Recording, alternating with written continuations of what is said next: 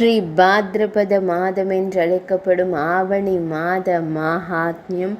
முதல் நாள் மாஹாத்மியம். ஹரே கிருஷ்ணா.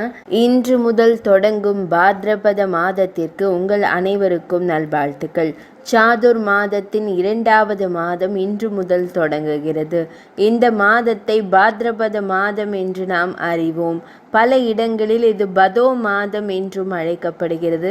சாதுர் மாதத்தின் இந்த 2வது மாதம் பகவான் ஸ்ரீ கிருஷ்ணர் மற்றும் ஸ்ரீ மகாவிஷ்ணு பகவானின் வழிபாட்டிற்கு சிறப்பாக அர்ப்பணிக்கப்பட்டுள்ளது. இந்த பாத்ரபத மாதத்தில் பகவான் ஸ்ரீ மகாவிஷ்ணு முழு பக்தியுடனும் பய பக்தியுடனும் வணங்கப்படுகிறார். ஒவ்வொரு நாளும் காலையில் நீராடல் எடுத்துரைக்கப்படுகிறது. சிறப்பு சடங்குகள் மற்றும் தபங்கள் செய்யப்படுகின்றன. இந்த பாத்ரபத மாதத்தில் தயிர் உட்கொள்ளப்படுவதில்லை. மேலும் இந்த 2வது பாத்ரபத சாதுர் மாதம் இன்று முதல் தொடங்குகிறது. அதாவது இது இன்று ஆகஸ்ட் மாதம் 17ஆம் நாள் 2025ஆம் வருடம் ஞாயிற்றுக்கிழமை அன்று தொடங்குகிறது. மேலும் இது செப்டம்பர் மாதம் 16ஆம் தேதி செவ்வாய்க்கிழமை அன்று நிறைவடையும். இந்த மாதம் பாத்ரபத பௌர்ணமி பூர்ணிமாவுடன் நிறைவடையும். பல முக்கியமான பண்டிகைகளும் இந்த பாத்ரபத மாதத்தில் வருகின்றன. ஸ்ரீ கிருஷ்ண ஜென்மாஷ்டமி, ராதாஷ்டமி, வாமன ஜெயந்தி, கணேச சதுர்த்தி, பாத்ரபத பூர்ணிமா என்றழைக்கப்படும் ஆவணி மாத பௌர்ணமி தினம், பரிவர்த்தினி ஏகாதசி போன்றவை.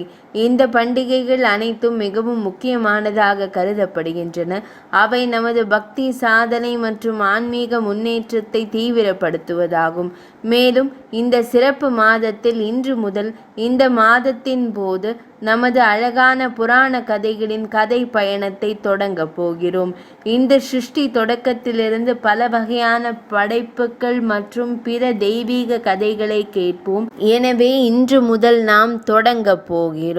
பாத்ரபத மாதமான ஆவணி மாத கதைகளின் இந்த கதை பயணம் இறுதி வரை தொடரும். ஏனென்றால் பகவான் ஸ்ரீஹரியின் இந்த கதைகள் உங்களை ஆன்மீக ரீதியாக வலுப்படுத்துவது மட்டுமல்லாமல் உங்கள் நினைவை உயர்ந்த நிலைக்கு கொண்டு செல்லும். இதன் மூலம் நீங்கள் பகவான் ஸ்ரீஹரியின் சிறப்பு ஆசீர்வாதங்களையும் அனைத்து வகையான நல்வாழ்த்துக்களையும் பெறுவீர்கள். இந்த பாத்ரபத மாதத்தில் ஒவ்வொரு நாளும் காலையில் வரும் இந்த கதைகள் அனைத்தையும் தொடக்கம் முதல் இறுதி வரை கேட்பேன் என்று ஒரு தீர்மானத்தை எடுங்கள். இதன் மூலம் நீங்கள் பகவான் ஸ்ரீஹரியின் சிறப்பு ஆசீர்வாதங்களை பெறுவீர்கள். எனவே இந்த தீர்மானத்துடன் இன்றைய பாத்ரபத மாத கதையை கேட்போம். வாருங்கள், இன்றைய கதையை தொடங்குவோம். ஸ்ரீ வியாசமா முனிவர் மிகவும் புத்திசாலி சீடரான லோமஹர்ஷனரை தனிமையில் அமர்த்தி தனது மகனான உக்ரஸ்ரவா என்ற நெசவாளரிடம் முனிவர்களின் ஆசிரமத்திற்கு சென்று அவர்கள் கேட்டால் எல்லா மதங்களையும் அவர்களிடம் விவரிக்க கூறினார். நீங்கள் என்னிடமிருந்து சுருக்கமாக கேட்டதை விரிவாக கூறுங்கள். நான் எல்லா புராணங்களையும் மகரிஷி வேத வியாசரிடமிருந்து கற்றுக்கொண்டேன். எல்லாவற்றையும் உங்களுக்கு கூறிவிட்டேன். இப்போது நீங்கள் சென்று முனிவர்களுக்கு விரிவாக கூறுங்கள். பிரயாகையில் உயர்குடி குடும்பங்களில் பிறந்த சில முனிவர்கள் கடவுளிடம் நேரடியாக கேட்டனர். அவர்கள் யாகம் செய்யக்கூடிய ஒரு புனித இடத்திற்கு செல்ல விரும்பினர். பகவான் நாராயணர் அனைவரின் நலம் விரும்பியாவார். விதர்ம கடவுளை வழிபட விரும்பிய அந்த மகா முனிவர்கள் அவரிடம் கேட்டபோது அவர், முனிவர்களே, உங்கள் முன் தெரியும் இந்த சக்கரம் எந்த ஒப்பீடும் இல்லை. அதன் வடிவம் அழகானது, அதன் வடிவம் தெய்வீகமானது என்று கூறியிருந்தார். அது உண்மையை நோக்கி செல்கிறது. அதன் இயக்கம் அழகாகவும் மங்களகரமானதாகவும் இருக்கிறது. நீங்கள் அதை கவனமாகவும் விதிகளின் படியும் பின்பற்ற வேண்டும். உங்களுக்கு நிச்சயமாக ஒரு நன்மை பயக்கும் இடம் கிடைக்கும். இந்த தர்ம சக்கரம் இங்கிருந்து செல்கிறது. அதன் நியமம் செல்லும் போது பாழடைந்த நிலையில் விழும் இடத்தை புனித இடமாக கருதுங்கள். இந்த முறையில் அந்த முனிவர்களிடம் பேசிய பிறகு கடவுள் ஆழ்ந்த தியானத்தில் இறங்கினார். மேலும் அவர் நைமிசாரண்யத்தின் தர்ம சக்கரத்தை தொடங்கினார். நீங்களும் அங்கு சென்று முனிவர்கள் கேட்கும் போது மதம் தொடர்பான அவர்களின் சந்தேகங்களை தீர்த்து வையுங்கள். அதன் பின்னர் மகாஞானி உக்ரஸ்ரவர் தனது தந்தையின் வேண்டுகோளை ஏற்று அந்த முனிவர்களிடம் செல்கிறார். அவர் தனது பாதங்களை கூப்பிய கரங்களை பிடித்து கொண்டார். அனைவரும் கூடி சுகஜித் உரிய மரியாதை அளித்தனர். பின்னர் ரிஷி முனிவர்கள், சூதரே, கடவுள்களைப் போல புத்திசாலி நீங்கள் எப்படி எந்த பகுதியிலிருந்து இங்கு வந்தீர்கள் என்று வினவிய போது உங்கள் வருகைக்கான காரணத்தை கூறுங்கள். பின்னர் சுகமுனிவர் கூறினார், முனிவர்களே, என் ஞான தந்தை வியாசமா முனிவரின் சீடர் சோமஹர்ஷன் முனிவர்களிடம் சென்று அவர்களின் சேவையில் இருக்கவும் அவர்கள் என்ன கேட்டாலும் கூறவும் எனக்கு கட்டளையிட்டுள்ளார். தாங்கள் என்னிடம் கேட்டீர்கள், கூறுங்கள், நான் எந்த கதையை கூற வேண்டும்? புராணம், வரலாறு மற்றும் பல்வேறு வகையான மதங்கள், நீங்கள் என்ன வேண்டுமானாலும் நான் உங்களுக்கு கூறுவேன் என்று கூறினார். சூத முனிவரின் இந்த இனிமையான வார்த்தைகளை கேட்ட மகரிஷி மிகவும் மகிழ்ச்சி அடைந்தார். மிகவும் நம்பகமான கற்றறிந்த முனிவர் மைந்தனான உக்ரேஸ்வரனை முன்வைத்து புராணங்களை கேட்கும் ஆசை அவரது இதயத்தில் எழுந்தது. அந்த யாகத்தை நடத்தியவர் மகரிஷி சௌனகர் ஆவார். அவர் அனைத்து வேதங்களிலும் வல்லுனராகவும் ஒரு சிறந்த மனிதராகவும் வேத அறிவியலில் ஆரண்யக பாக்கிய ஆச்சாரியராகவும் இருந்தார். அவர் அனைத்து முனிவர்களுடன் இணைந்து நம்பிக்கையின் புகலிடமாகி மத சொற்பொழிவினை கேட்கும் ஆர்வத்துடன் பேசத் தொடங்கினார். சௌனக முனிவர் கூறினார், மிகவும் புத்திசாலியான சூதரே, வரலாறு மற்றும் புராணங்களை குறித்த அறிவை பெற நீங்கள் பிரம்ம அறிஞர்களின் சிறந்தவராக வியாசமா முனிவரை வணங்கியுள்ளீர்கள். புராணங்களை குறித்த அவரது சிறந்த அறிவு திறனால் நீங்கள் நன்கு பயனடைந்துள்ளீர்கள். இங்குள்ள சிறந்த பிராமணர்கள் புராணங்களில் மூழ்கியுள்ளனர். அவர்கள் புராணங்களை கேட்க விரும்புகிறார்கள். எனவே நீங்கள் அவர்களுக்கு புராணங்களை கூறும் செயலை செய்ய வேண்டும். இங்கு கூடியிருக்கும் இந்த கேட்போர் அனைவரும் சிறந்தவர்கள். அவர்கள் வெவ்வேறு கோத்திரங்களில் பிறந்தவர்கள். இந்த வேத பிராமணர்கள் தங்கள் வம்சாவளியை சேர்ந்த புராணங்களை கேட்க வேண்டும். இந்த பண்டைய யாகம் முடியும் வரை நீங்கள் புராணங்களை முனிவர்களுக்கு கூற வேண்டும். பத்ம புராண கதையை நீங்கள் இங்கு அனைவருக்கும் கூற வேண்டும். தாமரை எப்படி உருவானது? அதிலிருந்து பிரம்மதேவர் எப்படி வெளிப்பட்டார்? தாமரையிலிருந்து வெளிப்பட்ட பிரம்மதேவர் எப்படி உலகை படைத்தார் என்று கூறுங்கள். இதையெல்லாம் கூறுங்கள். இது எனக்கு தாங்கள் கொடுத்த மிகப்பெரிய உதவி. எல்லா மதங்களையும் பின்பற்றுவதால் ஈடுபட்டிருக்கின்ற கற்றறிந்த அறிஞர்கள் புராணங்களை நன்கு விளக்கியிருக்கிறார்கள். நான் வினவியது போலவே நீங்களும் அந்த புராணங்கள் அனைத்தையும் கேட்டிருப்பீராக. தாங்கள் இந்த நாபி அழகானது மற்றும் வடிவம் திவ்யமாக உள்ளது. இது உண்மைக்கே செல்லும். இதன் கதி அழகானது மற்றும் சேமமயமாக உள்ளது. நீங்கள் கவனமாக இருக்கவும் விதிமுறைகளை பின்பற்றவும் இதன் பின்புறம் செல்லுங்கள். உங்களுக்கே நன்மை பயக்கும். செய்யும் இடத்தில் பெறுவது உறுதி. இந்த தர்மமய சக்கரம் இங்கே இருந்து செல்கிறது. செல்கையில் எண்ணுங்கள். இதன் நேமி என்ற பெயர். இது விழுந்த அந்த இடத்தை புண்ணியமான பகுதி என்று நீங்கள் எண்ணலாம். அந்த அனைத்து முனிவர்களுடன் இப்படி கூறி கடவுள் அந்த இடத்தில் மறைந்தார். அந்த தர்ம சக்கரம் நைமிசாரண்யத்தில் கங்காவர்த்த என்ற இடத்தில் விழுந்தது. அப்போது ரிஷிகள் நைமிசாரண்யம் என்பதால் அந்த இடத்திற்கு நெய்மிசம் என்று பெயரிடப்பட்டது. மற்றும் நைமிசாரண்யத்தில் நீண்ட காலம் நடைபெறும் யஜ்ஞங்களை ஆரம்பித்தனர்.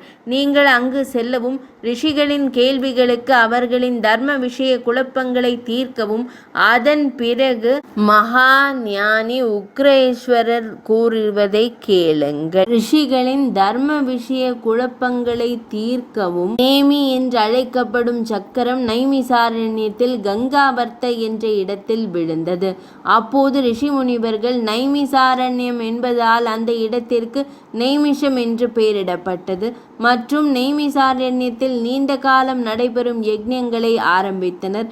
நீங்கள் அங்கு செல்லவும் ரிஷி முனிவர்களின் கேள்விகளுக்கு அவர்களின் தர்ம விஷய குழப்பங்களை தீர்க்கவும் அதன் பிறகு மகாஞானி உக்ரேஸ்வரர் தந்தையின் ஆக்ஞையை ஏற்றுக்கொண்டு அந்த முனிவர்களின் அருகில் செல்கிறார். அவர்களின் பாதங்களை பிடித்து கரங்களை கூர்ந்து வைத்து அவர் வணக்கம் செய்கிறார்.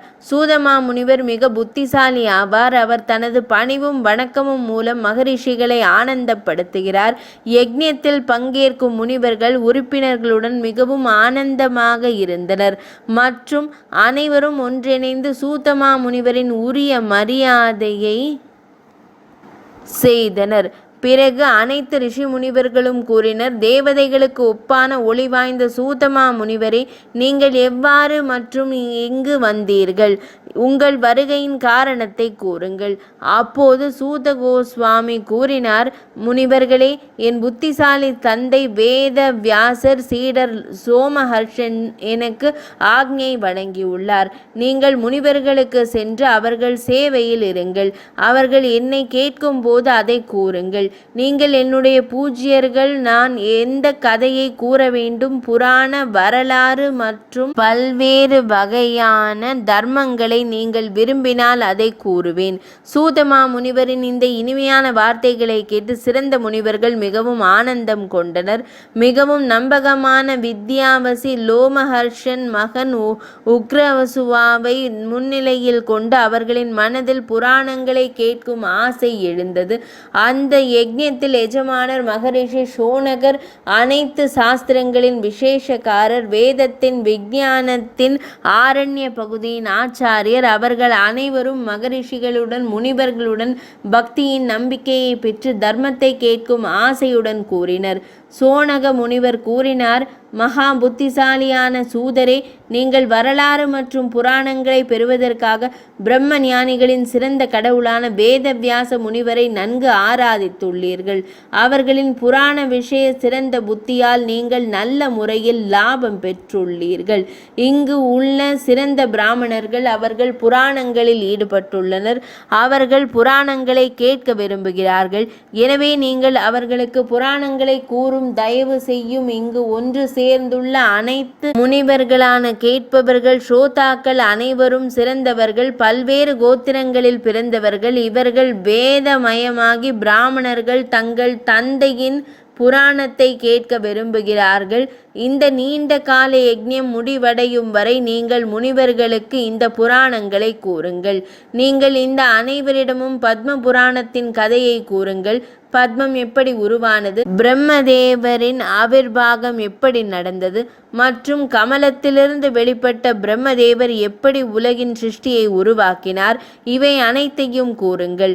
அவர்கள் இப்படி கூறியவுடன் லோமஹர்ஷ முனிவர் குமாரனான சூதமா முனிவர் அழகான குரலில் நிதானமான அர்த்தத்துடன் நியாயமான வார்த்தைகளை கூறினார். சூதமா முனிவர் கூறினார், முனிவர்களே, நீங்கள் என்னை புராணங்களை கூறுமாறு ஆக்ஞையை வழங்கியதற்கு எனக்கு மிகுந்த சந்தோஷம் ஏற்பட்டது. இது உங்கள் அனைவரின் பெரிய அனுகிரகமாகும். அனைத்து தர்மங்களை கடைபிடிக்கும் புராண வேத வித்யாசிகள் அவர்கள் நல்ல முறையில் விளக்கமளித்துள்ள புராண உபத் விஷயங்களை நான் கேட்டபடி உங்களுக்கு அதே வடிவத்தில் நான் கூறுவேன். சத்புருஷர்களின் பார்வையில் சூதமா முனிவர் சனாதன தர்மம் இதுவே என்றுரைத்தார். அவர்கள் தேவதைகள், ரிஷிகள் மற்றும் அமிர்த ஒளி வாய்ந்த அரசர்களின் வம்ச மரபை பிடிக்க வேண்டும், அதை நினைவில் வைத்திருக்க வேண்டும் மற்றும் வரலாறு மற்றும் புராணங்களில் வர்ணிக்கப்பட்டுள்ள பிரம்மதேவரின் மகாத்மாக்களின் ஸ்துதி செய்ய வேண்டும். ஏனெனில் அவர்கள் குமார அரசர் பிருத்துவின் யக்ஞம் நடைபெறும் போது அந்த சமயத்தில் சூதமா முனிவர் முதற்கருத்து முதலில் அந்த அரசரின் ஸ்துதியை செய்தது மற்றும் அந்த ஸ்துதியால் சந்தோஷமடைந்த மகாத்மா பிருத்து மகாராஜாவும் அவர்களுக்கு ஆசீர்வாதம் வழங்கினார். ஆசீர்வாதத்தில் அவர் சூதமா முனிவருக்கு சூத் நாமக நாடு மற்றும் மகாத் என்பவருக்கு மகதத்தின் ராஜ்யத்தை வழங்கினார். ஷத்ரியனின் வீரியத்திலும் பிராமணனின் கர்ப்பத்திலும் பிறந்தவர் சூதமா முனிவர் என்று அழைக்கப்படுகிறார். பிராமணர்கள் எனக்கு புராணங்களை கூறும் உரிமை வழங்கியுள்ளனர். நீங்கள் தர்மத்தின் கருத்தை யோசித்து என்னிடம் புராணத்தின் விவரத்தை கேட்டுள்ளீர்கள். எனவே இந்த பூமியில் மிகவும் சிறந்த மற்றும் ரிஷிகள் மதிக்கப்படுவதும் புராணத்தின் கதையை நான் கூற ஆரம்பிக்கிறேன். பாத்ரபத மாத மாஹாத்மியமான ஆவணி மாத மாஹாத்மியத்தின் முதல் நாள் கதை இனிதே நிறைவடைந்தது.